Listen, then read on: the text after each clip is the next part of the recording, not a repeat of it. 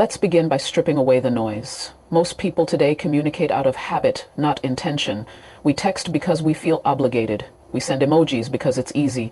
But what if I told you that one intentional message, one text, could keep you in her thoughts for the rest of the day? See, women aren't just moved by what you say. They're moved by why you say it and how it makes them feel. That's the psychology behind thoughtful communication. It's not about being poetic. It's about being present.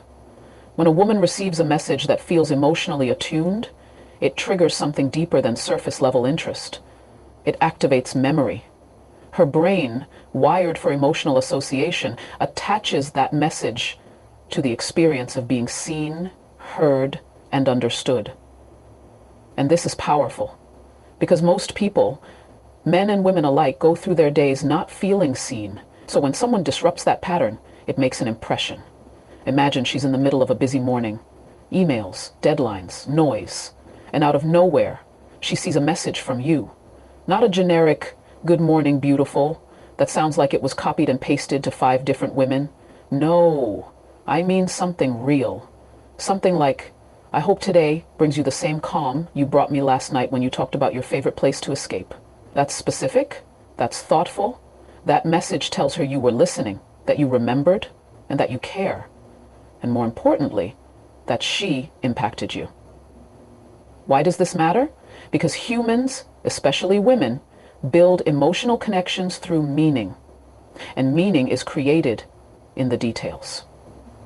A thoughtful message interrupts her mental routine. It pauses her, makes her feel something. And that feeling doesn't go away when she puts her phone down. It lingers. It follows her into meetings, errands, quiet moments. And each time that feeling resurfaces, so do you. Now let's take this deeper, philosophically. Thoughtful communication isn't just a tool. It's a reflection of your awareness. When you send something intentional, you're signaling that you're present. And in a world that's constantly distracted, presence is magnetic. It says, "I'm here with you," even from a distance. And that's rare. You might think, but it's just a text. No. It's a moment of mental intimacy. And that's what most men overlook. They're so focused on performance or trying to impress that they forget the real key to impact is emotional resonance. That's what she remembers. That's what makes her think of you, not just as someone she's talking to, but as someone she feels connected to. There's also a psychological principle at play here. Emotional anchoring. When you create a consistent pattern of sending thoughtful, well-timed messages, her brain starts to associate your presence with a positive emotional state. Over time, she doesn't just enjoy your texts, she starts to crave them. And more subtly, she begins to associate you with the way you make her feel. That's not manipulation, that's emotional intelligence. So the next time you're about to send a quick, "Hey," ask yourself, what would it mean to pause for just 10 seconds and send something that actually says, "I see you"? That's all it takes to change the tone of her entire day and to put yourself in a category most men never even reach. Because when your words carry intention, your presence carries weight. And that is unforgettable. Let me be blunt. Vagueness is the death of emotional connection.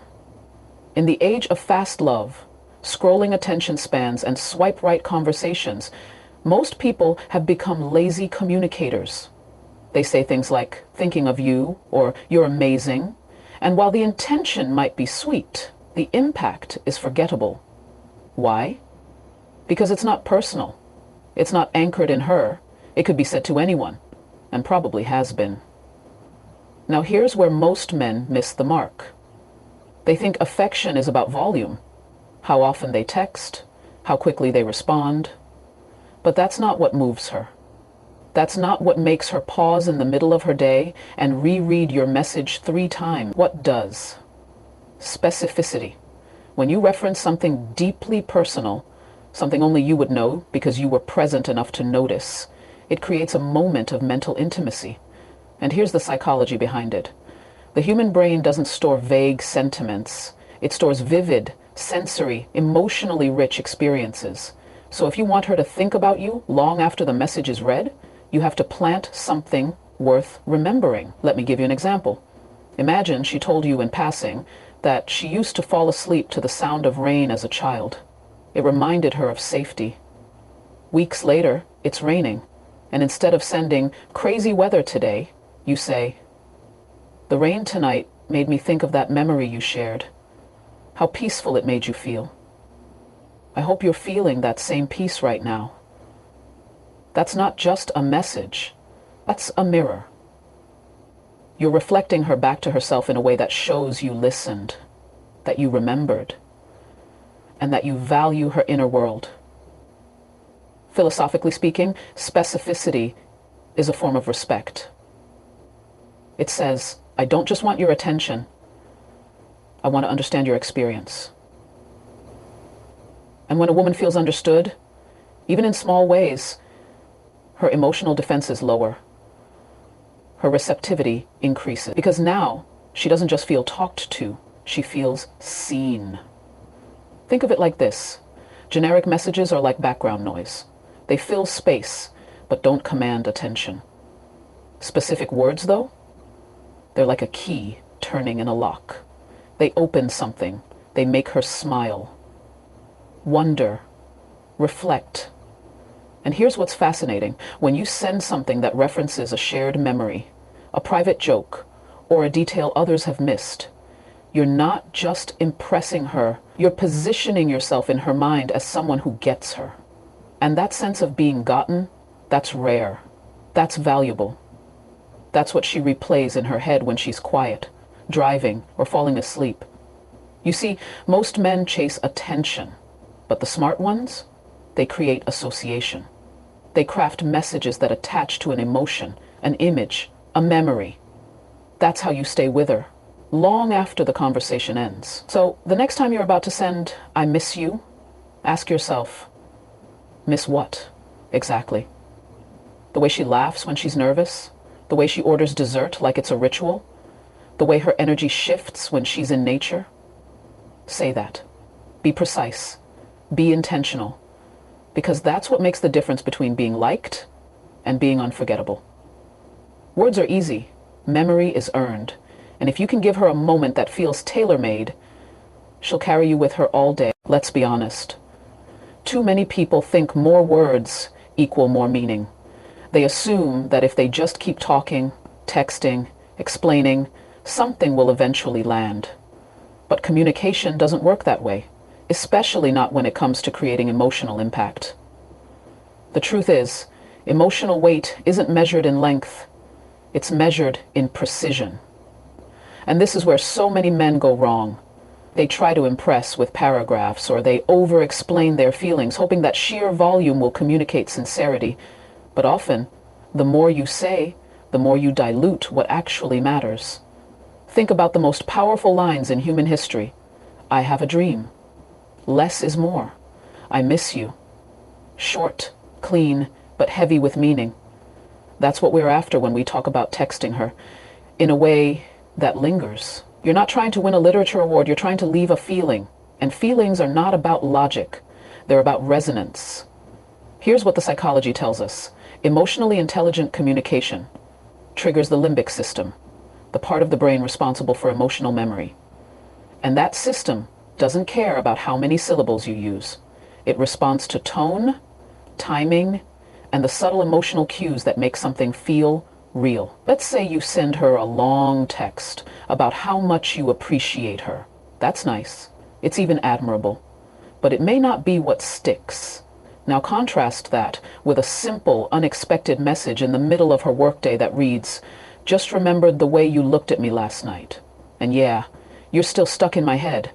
10 seconds to write." But it says everything. And more importantly, it feels like something. There's a certain elegance in brevity, a kind of confidence that says, I don't need to overwhelm you to reach you. That's what many don't understand. A well-timed sentence, crafted with emotional precision, can do more than an essay of affection. And on a deeper, philosophical level, when you use fewer words, you give the other person room to feel. Silence becomes part of the message. The pause after a meaningful text gives her space to reflect, to react, to imagine. It's in that space where emotional chemistry builds. Now, here's where it gets powerful. When a woman reads your message and feels something shift inside her, excitement, warmth, curiosity, she ties that shift back to you. And if you can do that in one sentence, that's presence, that's influence, that's emotional intelligence in action. We also need to talk about timing, because even a brilliant message sent at the wrong moment can fall flat. The impact of your words depends not only on what you say, but when you say it. A short, emotionally loaded message sent just before an important event or in the quiet of the night carries more weight than a dozen texts sent out of boredom. That's psychological attunement. Knowing her rhythm, her emotional seasons, and using your words to meet her where she is. So when you think about what to send her, don't ask yourself, how much should I say? Ask, what will she feel when she reads this? Because that is the question that keeps you unforgettable. Ultimately, it's not about saying more. It's about saying what matters and saying it in a way that makes her feel it. Because when you learn to communicate with emotional clarity, your words don't just reach her, they stay with her. There's something subtle that most people overlook when they think about attraction.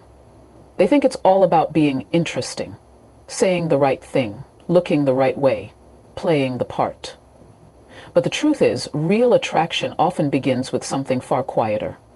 How you make someone feel about themselves when they're around you, or even when you're not. Now let's talk about her. A confident woman might receive compliments all the time. A shy one might rarely hear them. But here's the secret. Every woman has an internal dialogue, and most of the time that voice is not as kind or self-assured as she lets on. No matter how strong, beautiful, or successful she is on the outside, there are moments, sometimes quiet, sometimes consuming, when doubt creeps in. And this is where you come in. A well-placed message, crafted with real intention, has the power to interrupt that doubt, to redirect the script.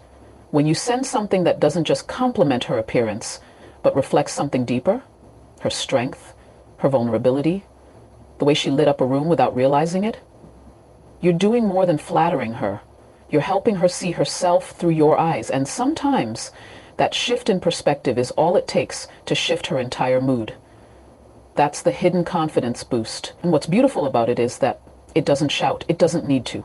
It whispers just loud enough to be heard in her mind throughout the day. And once it's there, it echoes quietly, persistently. This isn't manipulation. It's alignment. It's the ability to speak to the part of her that wants to feel safe, admired, and emotionally seen, not just physically noticed. From a psychological standpoint, what you're doing is creating positive reinforcement. When she hears from you in a way that uplifts her, that aligns her sense of self with something affirming, her brain links you to that emotional state. That's the beginning of emotional association. And over time, it becomes instinctual. She sees your name pop up on her screen and her body reacts before her brain even catches up.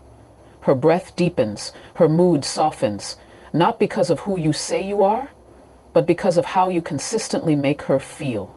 And this is what separates you from the noise. Most people seek to impress.